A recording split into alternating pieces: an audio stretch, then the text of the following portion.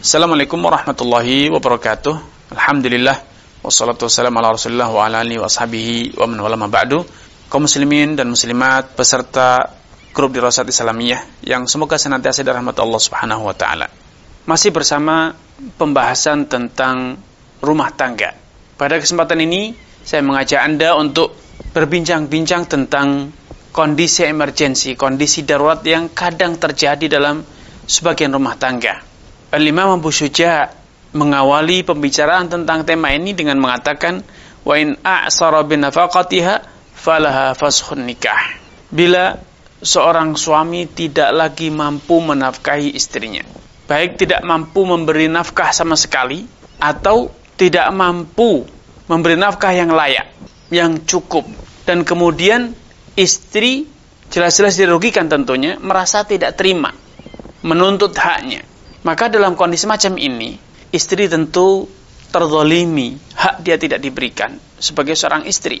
Padahal dia harus menjaga dirinya, dia harus taat kepada suami, namun ternyata suami tidak menunaikan hak-hak istri berupa nafkah ataupun sandang ataupun papan yang layak, atau bahkan tidak memberinya sama sekali. Maka menurut penjelasan beliau, falaha fashun nikah, istri berhak untuk mengajukan pembatalan akad nikah, atau yang disebut dengan fasakh, atau dikenal dengan khulu, istilah yang familiar di kalangan para ahli fikih, dikenal dengan khulu. Semula wanita itu hukumnya haram untuk meminta bercerai, minta berpisah dari suami.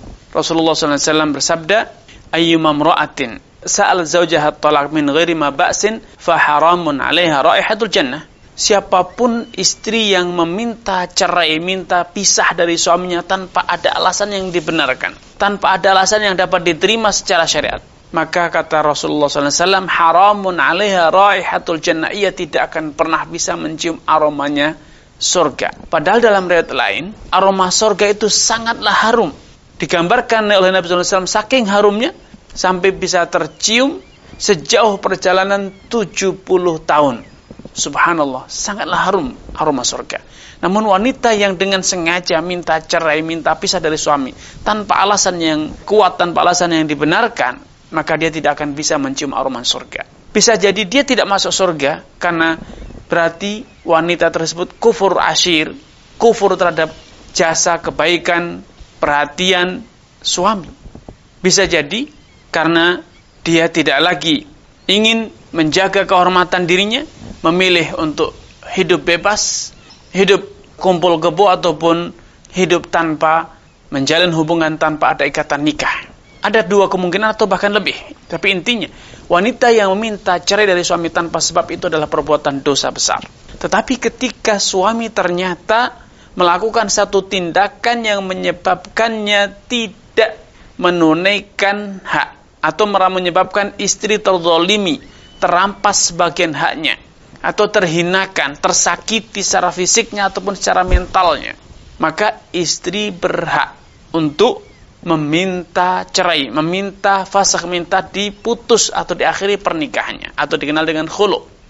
Ketika dia tidak diberi pangan atau nafkah yang layak, atau bahkan tidak diberi sama sekali, tidak diberi sandang yang layak, atau bahkan tidak diberi sama sekali, tidak diberi papan tempat tinggal yang layak, atau bahkan tidak diberi sama sekali, maka berarti istri terzalimi, maka dia boleh minta untuk berpisah.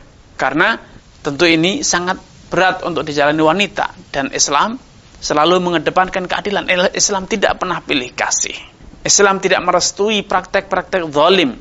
Suatu hari seorang sahabat bertanya kepada Rasulullah SAW, ma hakum ra'atina alaih, ya Rasulullah, apa hak istri kita yang harus kita tunaikan?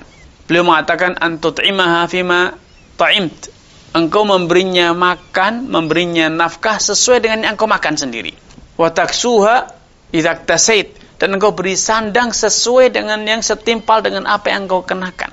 Ketika suami mengenakan pakaian yang mahal, yang bagus, yang menjadikannya semakin pede, menjadikannya tampan, maka seharusnya suami juga memberi hal yang sama untuk istrinya.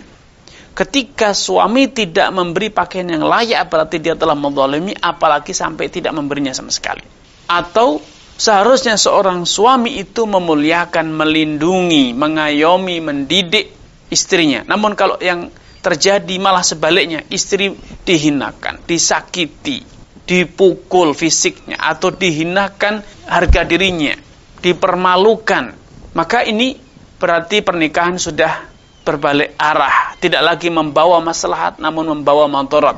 Tentu dalam kondisi semacam ini, kata muallif, istri boleh, sekali lagi bukan wajib, istri boleh meminta cerai, meminta diakhiri pernikahan tersebut melalui proses khulu, sehingga dia tidak berdosa karena dia menuntut haknya, dia ingin melindungi dirinya dari perbuatan zalim. Islam tidak pernah memerintahkan seorang untuk menahan dirinya dari kezaliman. Dia boleh membela, walaman sabar, walaupun orang yang sabar memaafkan, walaman sabara wa ghafara inna dzalika min azmil umur. Orang yang memilih untuk bertahan, memilih bersabar, bahkan memaafkan, maka itu bukti yang nyata bahwa wanita tersebut atau orang tersebut adalah orang yang memiliki azmul umur, memiliki jiwa yang besar. Memiliki jiwa yang besar, mampu mengorbankan kepentingannya, mampu mengalah, mampu memaafkan demi apa? Demi mendapatkan maslahat yang lebih besar. Karena bisa jadi dia mengedepankan maslahat anak. Dia tidak ingin masa depan anaknya terbebani dengan perceraian orang tuanya. Dia tidak ingin nama besar, nama baik keluarganya tercoreng dengan adanya perceraian.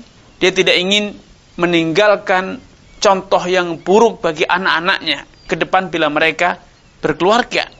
Ini yang bisa kami sampaikan pada kesempatan yang berbahagia ini. Kurang dalamnya mohon maaf. Billahi taufiq wal hidayah. Wassalamualaikum warahmatullahi wabarakatuh.